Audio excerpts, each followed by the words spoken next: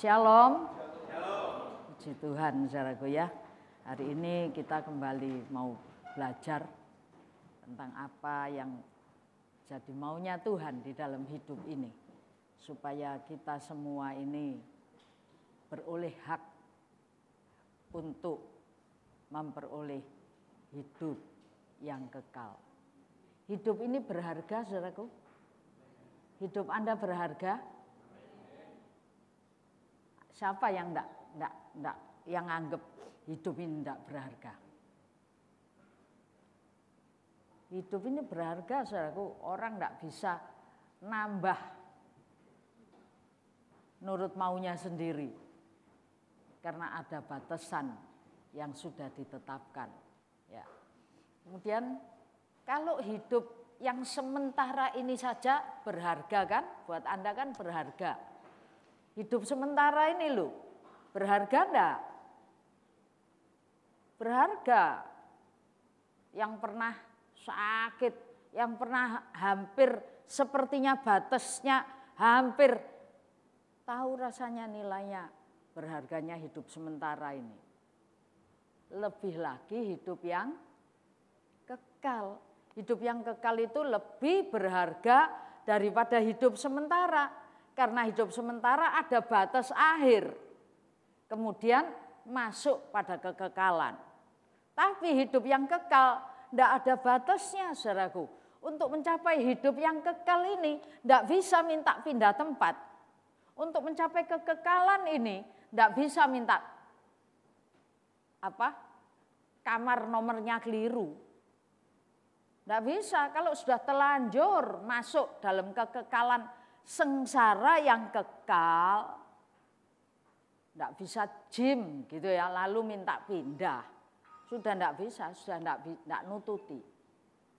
Ya, sudah tidak nututi. Jadi hidup yang kekal ini sangat berharga. Tidak bisa kualik-kualik, tidak bisa. Karena sudah tidak ada batasnya. Terus sekali Anda sengsara, terus sengsara. Tapi sekali Anda masuk di dalam sukacita besar surga, Anda akan mengalami sukacita yang besar.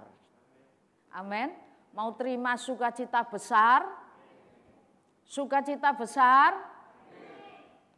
Berharga itu kekal loh. Kalau yang enggak kekal aja Anda tahu nilainya. Apalagi yang kekal, sudah tidak ada lagi batasan. Betul-betul sangat berharga. Dan untuk bisa mencapai yang berharga itu ditentukan oleh langkah Anda saat-saat ini. Apa yang Anda kerjakan, apa Anda lakukan, bagaimana iman Anda saat ini, itu sangat menentukan kekekalan yang akan Anda alami. Setuju? Sekarang seenak-enaknya besok dapat kekal sukacita? Tidak bisa.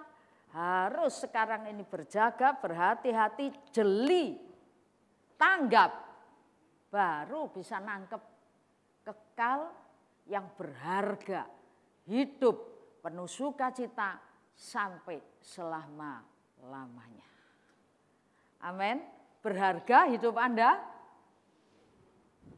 Untuk bisa berharga di sana, bukan cuma berharga di sini harus tanggap, harus tahu nilainya hidup, harus punya hikmat supaya bisa menentukan sesuatu yang berharga, pasti kita terima.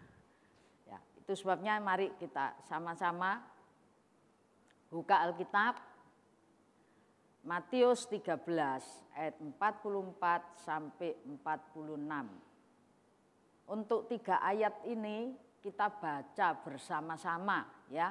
Kita baca bersama-sama. Matius 13 44 sampai 46. Sudah dapat? 3 2 1. Hal kerajaan surga itu seumpama harta yang terpendam di ladang, yang ditemukan orang lalu dipendamkannya lagi oleh sebab sukacitanya. Pergilah ia menjual seluruh miliknya, lalu membeli ladang itu. Demikian pula hal kerajaan surga itu seumpama seorang pedagang yang mencari mutiara yang indah. Setelah ditemukannya mutiara yang sangat berharga, ia pun pergi menjual seluruh miliknya, lalu membeli mutiara itu. Amin. Ya, ayat ini ayat perumpamaan yang Tuhan berikan kepada setiap kita yang membaca, bukan cuma kepada murid-murid, bukan hanya pada orang-orang yang mendengar saat itu, tapi juga setiap kita yang membaca saat ini.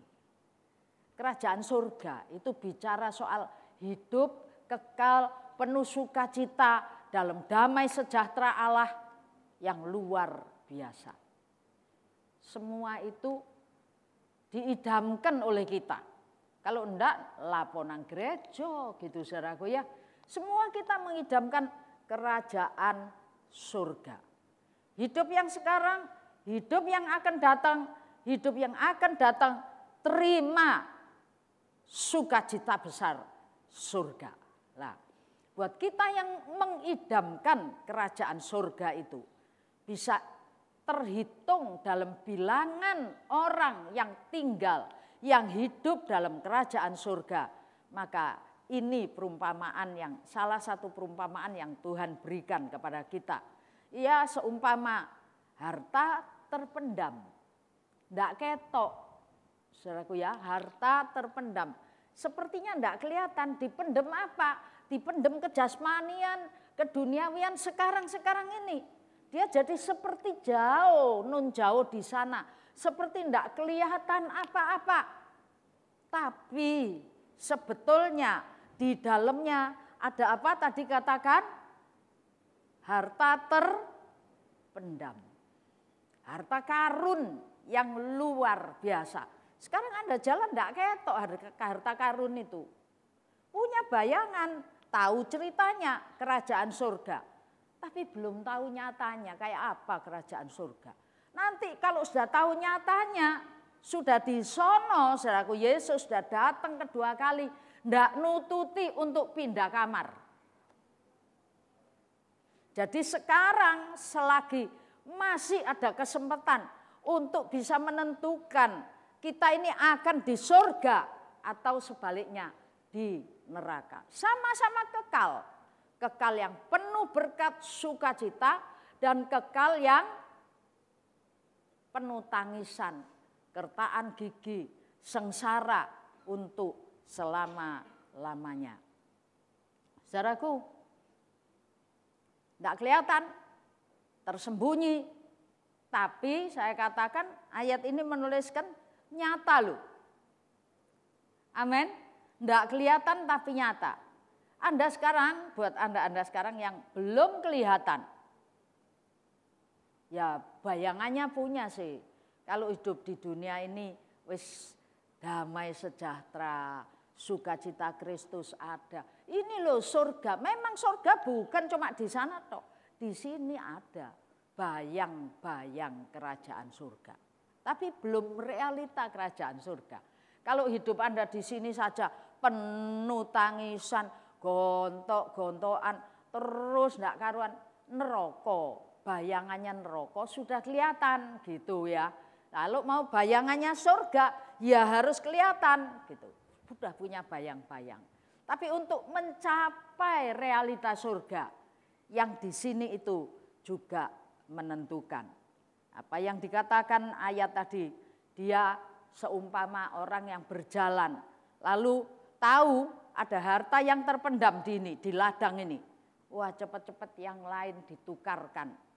Barter. Kalau zaman dulu belum ada duit barter, saudaraku ya. Asam di gunung, garam di laut.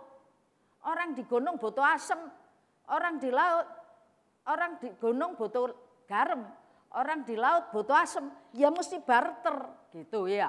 Kalau butuh sesuatu, kalau ada sesuatu yang berharga yang Anda butuhkan, Anda harus rela melepas yang Anda miliki. Amin. Sekarang saja kalau Anda ke toko, lalu lihat, loh baju ini apike gitu ya. Apa yang Anda kerjakan? Ambil, bungkus, bawa pulang. Tangkep polisi. Mesti bayar harga. Ada harga yang harus dibayar. Saya ingat cucunya Bu Ineke yang kecil itu. Habis dapat angpau, diajak beli mainan. Mama papanya digeret bawa beli mainan. Sampai di GM saya ikut hari itu. Sampai di GM dia lihat sepeda motor gede gini. Digeret-geret. Mau bawa pulang. Tapi dia ingat mesti barter. Buka angpaunya. Bapaknya panggil, Pak cukup enggak ini? Loh saudaraku, cukup enggak? Kalau enggak cukup, bawa pulang, tangkep polisi. Mosok kalah mbak arek cilik. Anda mau kerajaan surga? Anda mau kerajaan surga? Bukaan angpaumu. Duit-duit piro gitu, maksudnya punya modal berapa Anda? Anda yang Anda tabung sekarang ini piro? Menentukan Anda bisa dapat kerajaan surga atau tidak. Gak diboyong ngono tok. Ini loh, ladangnya dijual. Barang-barangnya dijual, ladang itu dibeli. Setelah ladang itu dibeli, baru bisa dapat harta karunnya. Kalau ladang itu tidak dibeli, tahu-tahu dikedoi, ya tangkap polisi lagi, saudaraku. Betul? Ada harta karun. Jadi hidup kekal, kerajaan surga itu sekarang memang kayaknya temenan ono ta. Ada, Anda pernah mikir gitu enggak? Tenan ono gak yo? Ini kadung soro-soro ndek kene jogo awak, ndek kene hati-hati. Ibae mek hok. Alkitab menuliskan sungguh ada. Amin. Kerajaan surga itu real. Janji Tuhan hidup yang kekal itu nyata. Ojo dianggap hok. Hal yang kedua, katanya kayak mutiara. Dagang mutiara itu kalau cari yang indah, yang paling indah. Waduh, saudaraku ya, dia mesti korek-korek. Cari yang paling indah, enggak tahu dari ukurannya, ini bulatnya, sampai sinarnya, warnanya, dan seterusnya. Mesti korek-korek. Baru dia tangkep, ini dia yang paling indah. Wis sing lain urusan belakang, yang ini dulu harus dikulak. Di sini juga dituliskan dibeli, artinya bayar harga. Saya cuma ingin menunjukkan pada Anda bahwa surga itu nyata. Amin. Ayo diucap, surga itu nyata. 3, 2, 1. Surga itu nyata. Surga itu nyata. Surga itu nyata. Hidup kekal itu real, bukan hoax. Amin. Hidup kekal yang Tuhan janjikan itu real, bukan hoax. Ayo 3 kali juga. 3, 2, 1. Hidup kekal yang Tuhan janjikan itu real, bukan hoax. Hidup kekal yang Tuhan janjikan itu real, bukan hoax. Sekali lagi, ayo yang keras. Itu. Amin. Amin. Bukan cuma itu, seperti mutiara yang indah luar biasa. Harus dibeli. Harus dibeli. Ada barter, ada tukar. Ya. Jadi saudara, ini dari ayat ini kalau kita lihat ya, di sini dalam sebuah ibarat, sebuah perumpamaan, ada unsur orang yang sedang dalam perjalanan dan perjuangan. Orang hidup dalam perjalanan hidup, dia berjalan, dia berdagang, berusaha, dia cari sesuatu yang lebih daripada apa yang dia bisa dapatkan. Ada perjalanan, sedang dalam perjalanan. Ada unsur perjuangan, sebuah usaha. Lalu dalam perjalanan dan perjuangan ini harus disertai dengan mata yang jeli untuk melihat. Mengenali lingkungan. Jalan ada ladang, ladangnya ada harta karun. Kalau enggak jeli ya diliwati tok, ditinggal, saudaraku. Jalan itu harus jeli. Waduh, ini kok bau-bau. Anda kalau liwat restoran,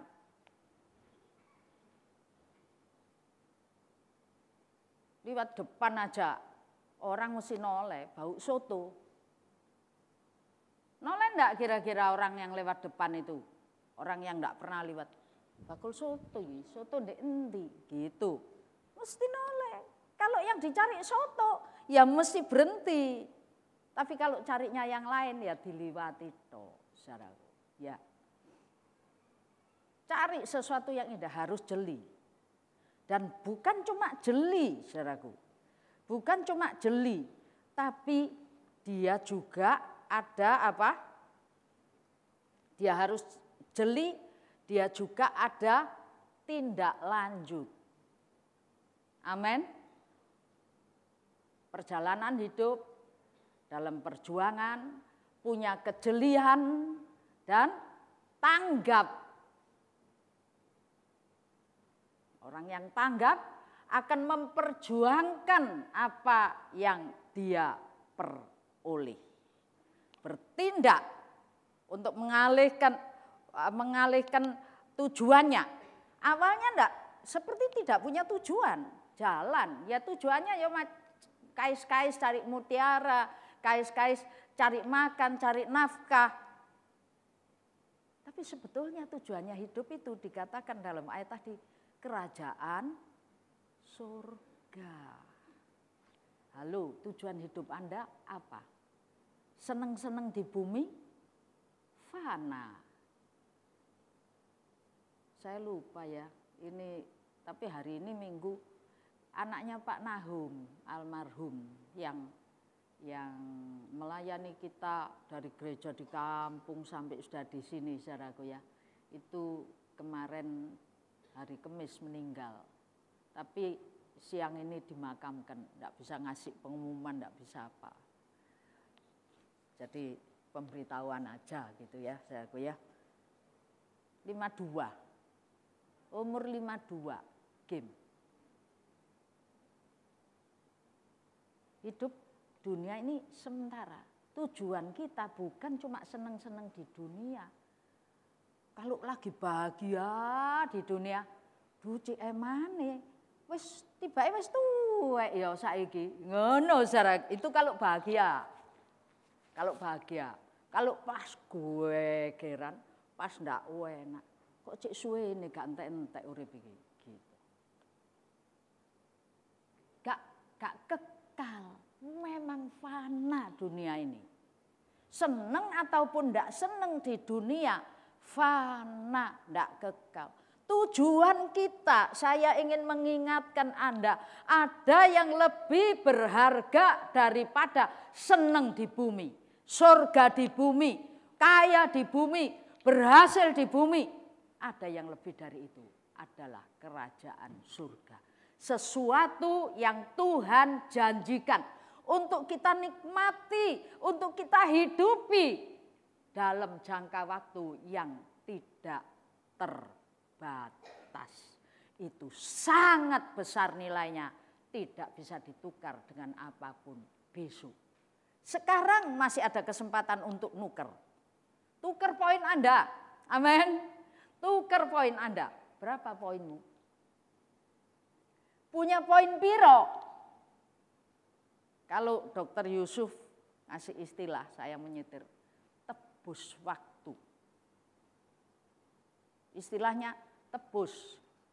Bayarlah waktu-waktu ini karena waktu ini jahat gitu ya. Dokter Yusuf itu ngasih bukan cuma bayar, menebus. Jadi ada waktu-waktu, memang hidup ini adalah waktu, saudaraku ya. Ada waktu, kesempatan. Biarlah kesempatan-kesempatan yang Tuhan berikan kepada kita selama hidup kita di bumi ini, kita gantikan dengan poin-poin yang punya nilai yang bisa kita tukarkan untuk kerajaan surga. Amin. Amin. Ya. Lalu saudara, Amsal 16 ayat 16. Memperoleh hikmat sungguh jauh melebihi memperoleh emas, dan mendapat pengertian jauh lebih berharga daripada mendapat perak. Memperoleh hikmat jauh lebih melebihi memperoleh emas. Mendapat pengertian jauh lebih berharga dari perak. Emas, perak itu adalah gambaran daripada sesuatu yang sangat berharga di bumi ini. Tapi ini berharga loh. Ayo, mas sak kilo di sini. Sak kilo di sini. Sak kilo di sana, sana. Terus saya ngasih pengumuman. Yang datang paling dulu, silakan ambil satu. Siapa isuk dewe? Semua angkat tangan, saudaraku pasti. Coba, gereja ini ditutup pintunya. Taruh 6, 2, 3, 4, 5, 6, emas sak kiloan. Mas murni. Terus ada pengumuman. Yang datang pertama kali sampai yang ke-6 kali. Boleh ambil satu-satu. Isu-isu. Yang pegang kunci enggak boleh gitu ya. Nanti kalau boleh kan nakalan. Lalu yang buka kunci belum buka yang trombol sana itu banyak. Berharga kan? Piro ya sak kilo sekarang? Sak gramnya kalau enggak salah 14.000 ya. Kalau enggak salah 14.000. Bisa lebih ya? Enggak lebih. Ya kira-kira lah sekitar 14. Sak kilo ku sak M 14 M. Wih, kayak mendadak. Ya, saudaraku, ini saya katakan Alkitab menuliskan bahwa memperoleh hikmat dan pengertian itu jauh lebih berharga daripada emas dan perak. Jauh lebih berharga dari emas dan perak. Nanti kita lihat sih hikmat pengertian ini apa gitu ya. Orang untuk memperoleh emas, untuk memperoleh perak, untuk memperoleh sesuatu yang berharga, punya nilai dalam hidup yang sekarang ini. Anda bisa buka di Ayub 28.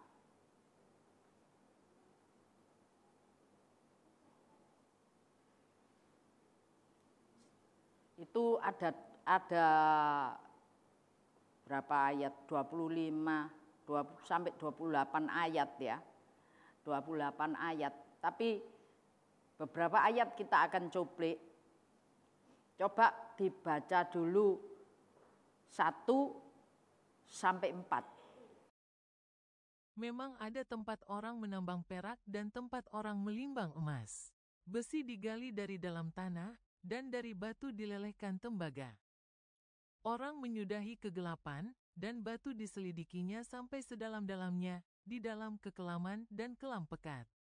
Orang menggali tambang jauh dari tempat kediaman manusia, mereka dilupakan oleh orang-orang yang berjalan di atas, mereka melayang-layang jauh dari manusia. Tanah yang menghasilkan pepangan, di bawahnya dibongkar bangkir seperti oleh api. Tambang emas, tambang perak ini ya. Di situ tempat orang menimbang emas, menambang perak, menimbang emas. Untuk bisa nambang emas, nimbang perak, atau nimbang emas, nambang perak gitu saudaraku ya. Untuk bisa memperoleh emas dan perak, ayat ini menuliskan orang itu gewali. Sampai tanah tempat pangan, sawah-sawah itu digali, sawah dibongkar bangkir, batu-batu. Waduh, Anda lihat tambang, lihat rebutan bagaimana Freeport itu sampai sedalam itu, saudaraku. Tempat emas ada. Orang begitu antusias, begitu berusaha sampai dikatakan dalam kegelapan batu itu diselidiki. Wah, diteliti, ngandung emas enggak.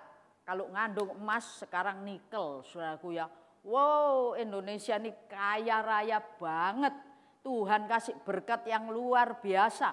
Ada orang yang ngomong, katanya ujung bumi itu Irian gitu saudaraku ya. Dan tanah, kitab Wahyu kan ngomong, jalannya dari emas. Nah, tanahnya Irian itu kan sudah jelas-jelas emas sama perak semua itu di Freeport itu saudaraku. Sudah jelas, tapi jangan bayangkan itu.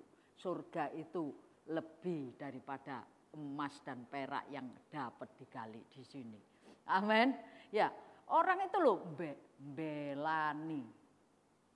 Itu penambang. Ayat ini cuma mengangkat sebuah citra bahwa untuk mendapatkan sesuatu yang punya nilai, untuk mendapatkan sesuatu yang berharga, orang itu getol berjuangnya. Sampai apa saja, halangan apa saja, diterjang semua. Ayat 7 Bu. 7 dan 8 ya. Jalan ke sana tidak dikenal seekor burung buas pun, dan mata elang tidak melihatnya. Binatang yang ganas tidak menginjakkan kakinya di sana, dan singa tidak melangkah melaluinya. Tuh, mengerikan toh. Binatang buas itu loh ndak nginjakkan kakinya di sana, saudara. Artinya gersang, betul-betul tidak ada tanda kehidupan. Tapi yang namanya manusia ini, walaupun mata elang itu kan paling jeli ya, mata elang itu paling jeli. Elang aja ndak ketok ono emas di sana, saudaraku. Ndak kelihatan. Karena matanya elang ndak cari emas. Coba matanya elang itu cari emas, ya ketok. Tapi mata manusia yang dicari cuma donyo. Tahu ya? Harta. Harta di sana katanya. Iya toh? Di sono, di tempat yang dalam. Burung buas, elang, binatang buas, gak doyan, saudaraku. Tapi lah ini lanjut sedikit 9, 10 dan 11. Manusia melekatkan tangannya pada batu yang keras, ia membongkar bangkir gunung-gunung sampai pada akar-akarnya. Di dalam gunung batu ia menggali terowongan, dan matanya melihat segala sesuatu yang berharga. Air sungai yang merembes di bendungnya, dan apa yang tersembunyi di bawahnya ke tempat terang. Nah, manusia elang gak ketok, binatang buas gak doyan, saudara. Coba bawa emas 1 kilo sogono singa, dimplok enggak kira-kira? Tapi saya tadi ngomong emas 1 kiloan di sini 6, saudara. Banter enggak? Lagu keras. pasti lagu keras. Lah ini manusia ini loh, tangannya. Jadi kakinya binatang aja enggak mau nginjak, tangannya manusia ini. Manusia tangan ini berbicara soal usaha, bekerja keras sedemikian rupa untuk cari emas dan perak. Tapi ayat 12-nya, di mana hikmat itu berada? Di mana akal budi itu berada? Di sana tidak diketahui oleh manusia. Nah, kayaknya tidak ada di negeri yang hidup. 12-13 dibaca aja, Bu. Tetapi di mana hikmat dapat diperoleh, di mana tempat akal budi? Jalan ke sana tidak diketahui manusia dan tidak didapati di negeri orang hidup. Nah, emas perak, waduh diterombol. Tapi saudaraku, akal budi dan hikmat itu gak ngeh. Sama sekali ndak ada. Kalau nanti Anda baca lagi seterusnya di rumah ya, di sana ada sautannya. Samudra Raya bilang, aku ada, hikmat tidak ada padaku. Di mana sampai di terowongan, sampai di mana hikmat tidak ada padaku, katanya gitu. Tapi di mana? Ayat 23 ngomong Allah tahu jalan untuk sana. Amin. Itu Allah yang tahu. Di mana ayat 20 hikmat itu dari manakah datangnya? Akal budi di manakah tempatnya? Ayat 23 Allah mengetahui jalan ke sana. Ia mengenal tempat kediaman hikmat dan akal budi tadi. Karena ia memandang sampai ke ujung bumi dan melihat segala sesuatu yang ada di kolong langit. Jadi di mana untuk bisa dapat hikmat akal budi? Ayat menjelaskan, bukan cari terowongan, bukan gali sampai kedalaman yang singa aja ndak doyan saudaraku ya. Tapi hikmat itu hanya Allah yang tahu. Jadi kalau Anda mau cari sesuatu yang lebih berharga, tadi berapa? Ayat berapa tadi? Amsal 16:16 tadi. Kalau Anda mau cari sesuatu yang lebih berharga dari emas dan perak, supaya Anda bisa menimbang emas dan menemukan perak lebih dari emas dan perak itu, Anda harus tanya kepada Tuhan. Amin. Anda harus bertanya kepada Allah karena Allah yang tahu jalan ke sana. Halo. Amsal 8 ayat 22. Orang yang kikir tergesa-gesa mengejar harta dan tidak mengetahui bahwa ia akan mengalami kekurangan. Apa yang pertama-tama ada di bumi? Tuhan telah menciptakan aku sebagai permulaan pekerjaannya. Coba dibuka Yohanes 1 ayat 1. Pada mulanya adalah firman, firman itu bersama-sama dengan Allah dan firman itu adalah Allah. Halo? Apa yang di sini dikatakan? Tuhan itu menciptakan aku sebagai permulaan pekerjaannya. Ayat 22 daripada Amsal pasal 8 ini. Anda mungkin bingung karena kalau saya baca poin-poin lagi Anda enggak nutut waktunya ya. Ayat 22 itu berbicara tentang hikmat. Ya. Ayat 1, 2, 3. Bukankah hikmat berseru-seru, kepandaian memperdengarkan suaranya di atas tempat tinggi dan seterusnya, berbicara tentang hikmat. Saudaraku ya, pasal 8. Jadi hikmat itu di ayat 22 dikatakan dicipta dari permulaan pekerjaannya. Jadi permulaan dicipta itu hikmat dan perbuatannya yang pertama-tama. Coba ayat 6-nya aja pasal 8 Amsal. Dengarlah, karena aku akan mengatakan perkara-perkara yang dalam dan akan membuka bibirku tentang perkara-perkara yang tepat. Perkara-perkara yang dalam yang tidak bisa dimengerti oleh manusia itu akan dibukakan. Dan perkara yang tepat, bukan hoax, bukan bujukan, bukan nyimpang kanan kiri. Itulah dari hikmat. Dan hikmat itu dikatakan dalam ayat yang kedua-dua. Kalau Anda baca ayat 7, 8 dan seterusnya. Itu Anda akan dapatkan bahwa aku bersama-sama dengan dia. Bermain-main di atas permukaan bumi pada saat penciptaan. Itu hikmat itu bersama dengan Allah gitu ya. Bersama dengan Allah bermain-main di atas permukaan bumi. Artinya waktu Allah mencipta, saudaraku, jadilah terang, jadilah gelap hari pertama. Itu hikmat bersama. Apa itu hikmat? Yohanes pasal 1 ayat 1 katakan, awal mulanya apa? Firman. Dan firman itulah yang adalah Allah sendiri. Jadi Anda harus tahu pribadi Allah. Firman itu adalah pribadi Allah. Firman ini tertulis dan tulisan-tulisan ini menuliskan tentang kepribadian Allah. Pada mulanya ada siapa? Ada pribadi Allah yang melalui perkataannya mencipta langit, bumi, seluruh isinya, memilah-milah bumi, menjadikan darat dan laut, menjadikan air di atas dan di bawah, segala dicipta dan dijadikan oleh perkataan Allah.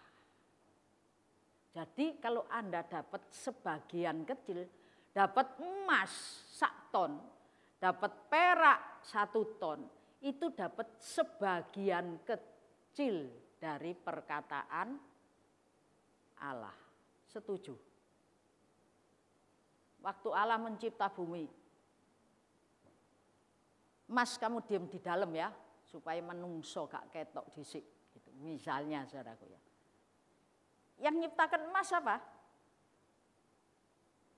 Kalau Anda dapat penciptanya, dibanding Anda dapat ciptaannya, banyak mana?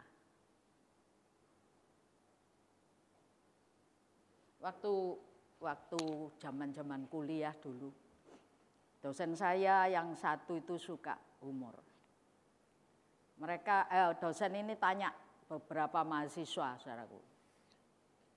Kamu kuliah di sini, mau jadi insinyur atau mau dapat insinyur? Katanya gitu, saudaraku.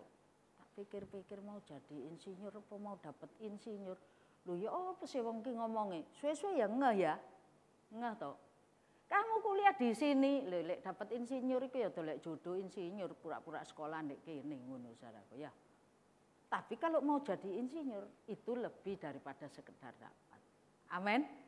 Ya, jadi di sini jelas Anda harus mendapatkan sesuatu yang lebih daripada ciptaan, yaitu penciptanya. Allah, pribadi Allah itu lebih daripada segala-galanya. Ya. Coba dilihat di Amsal 2. Amsal 2 ayat 3 sampai 6 ya. Sampai 5. Ya, jikalau engkau berseru kepada pengertian dan menunjukkan suaramu kepada kepandaian. Jikalau engkau mencarinya seperti mencari perak dan mengejarnya seperti mengejar harta terpendam, maka engkau akan memperoleh pengertian tentang takut akan Tuhan dan mendapat pengenalan akan Allah. Jadi kalau engkau cari harta karun, cari perak, engkau cari pengertian, kalau engkau sungguh-sungguh cari, engkau akan dapat. Dapatnya apa tiba-tiba? Setelah digali semua, digali, ketemunya takut akan Tuhan. Kenapa? Karena tahu bahwa Dia pencipta, bahwa Dia penguasa, bahwa segala kuasa ada di dalam tangannya, bahwa segala-gala tentang kehidupan ini ada di dalam kekuasaannya.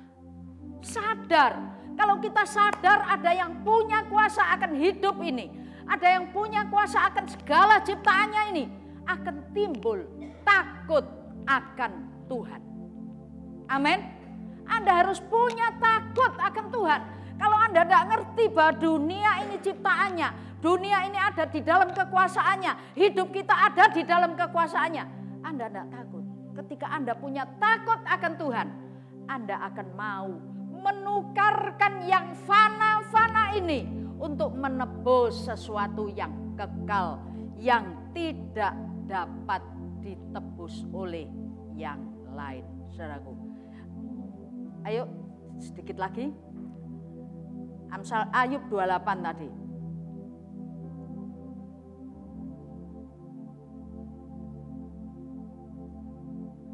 Ayat 24. Karena ia memandang sampai ke ujung-ujung bumi dan melihat segala sesuatu yang ada di kolong langit. Ketika ia menetapkan kekuatan angin dan mengatur banyaknya air. Ketika ia membuat ketetapan bagi hujan dan jalan bagi kilat guru. Ketika itulah ia melihat hikmat, lalu memberitakannya, menetapkannya, bahkan menyelidikinya.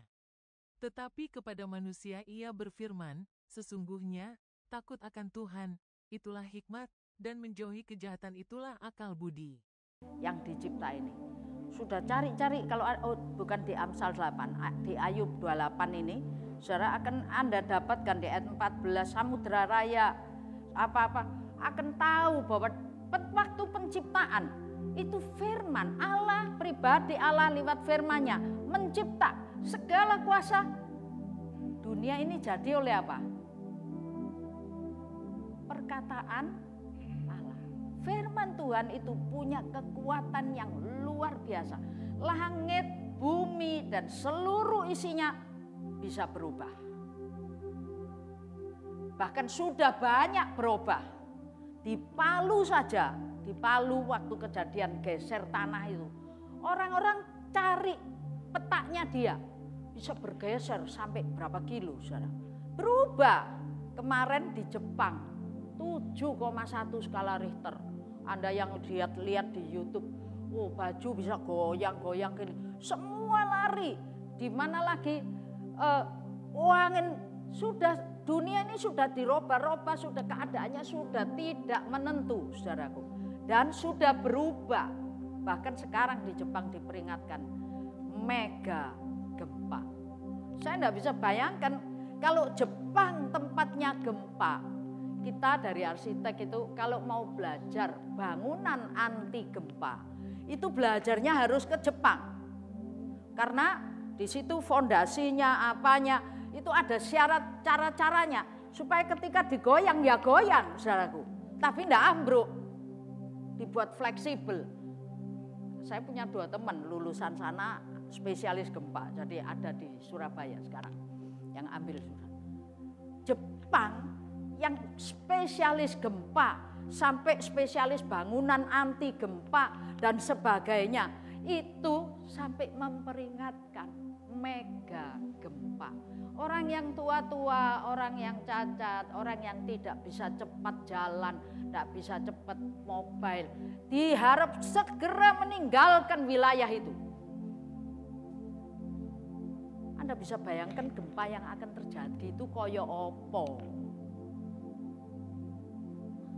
Lenyap dunia, tambah lama tambah nemen. Tapi firman Allah tinggal kekal sampai selama-lamanya. Salomo tahu itu. Itu sebabnya ketika ditanya oleh Tuhan, kamu minta apa? Saya lompat ini ya, waktu gak nututi. Kamu minta apa? Anda kalau ditanya, ya lo apa sih? Jawabnya apa kira-kira? Ya duit sing akeh? Jaluk seger waras? Iya toh? Duit sing akeh. Oh lek loro gak enak. Seger waras. Wis. Oh, lek Tapi musuhku sik nek ana ndek ngarepku, Tuhan entekno musuhku. Ngono wis. Macam-macam mintaannya. Banyak keinginan, tapi Salomo tahu intinya. Kuncinya adalah apa? Hikmat. Cara memperoleh hikmat gimana? Saya singkat sebentar ya. Cara memperoleh hikmat itu gimana? Yang satu, cari Allah tadi ya, cari Allah. Cari firman-Nya, karena Kolose 2 ayat 3 dibaca, yang ini penting.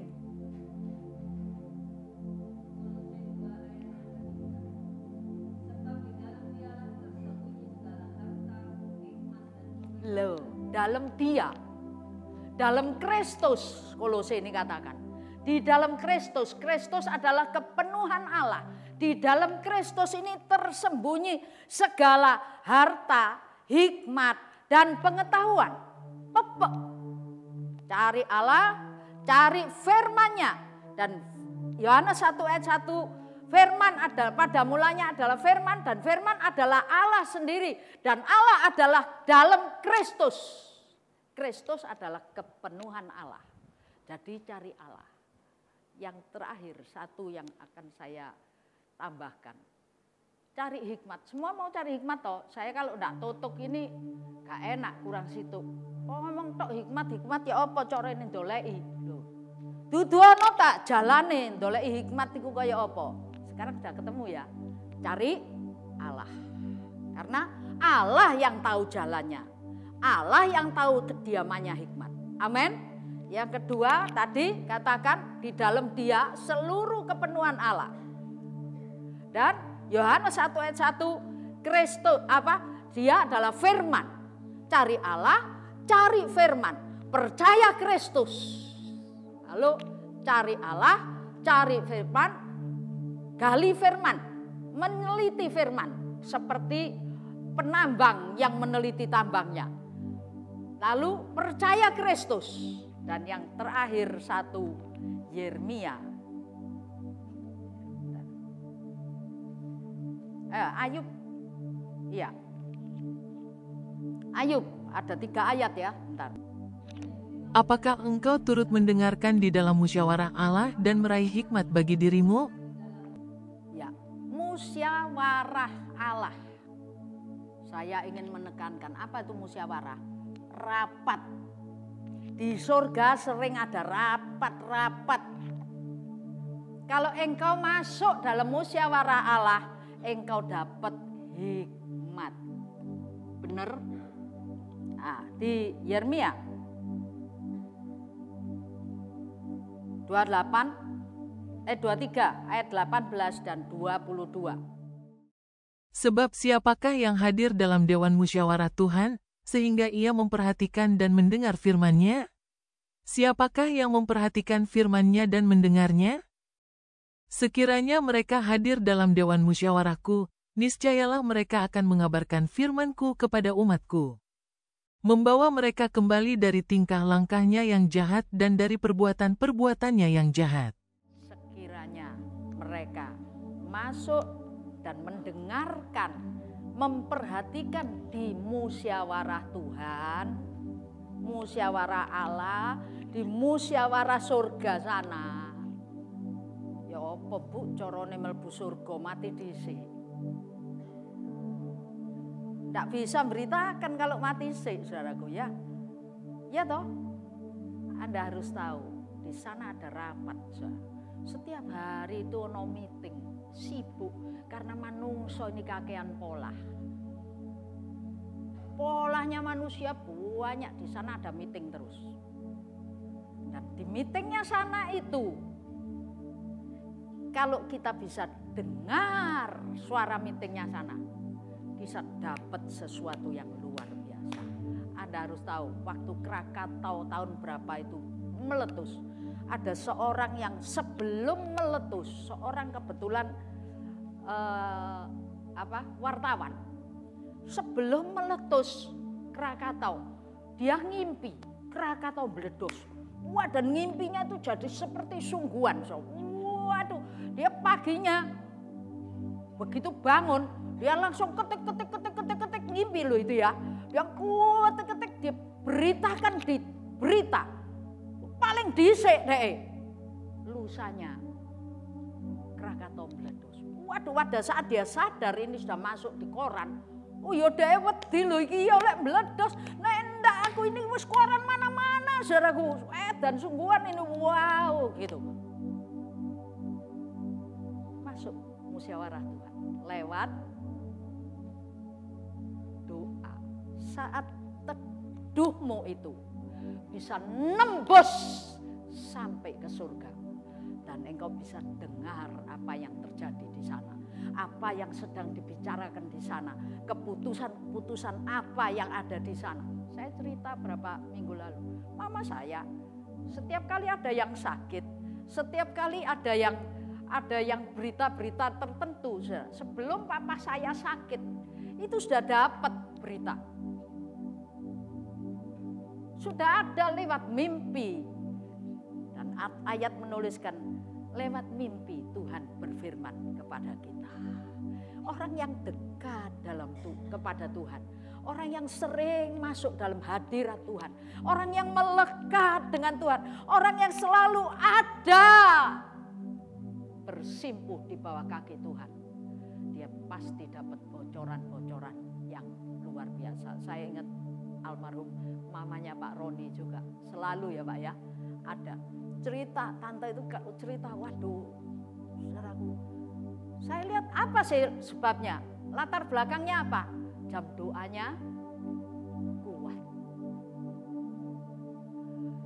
Saya waktu ujian, sebelum pengumuman keluar, dosen-dosen itu meeting.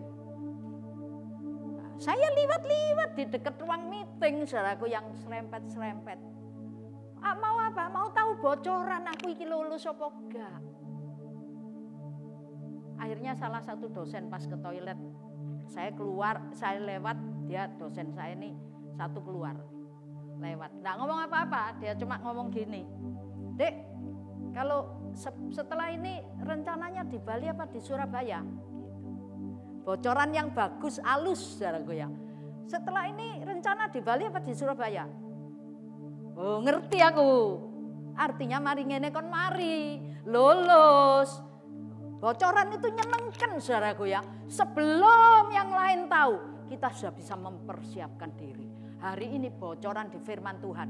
Hati-hati, langit bumi segera lenyap. Perang akan terjadi. Apa itu sudah ada. Cuma kita ngeh atau enggak. Kita ini peka apa enggak. Kepekaan kita tergantung dari kedekatan kita akan Tuhan.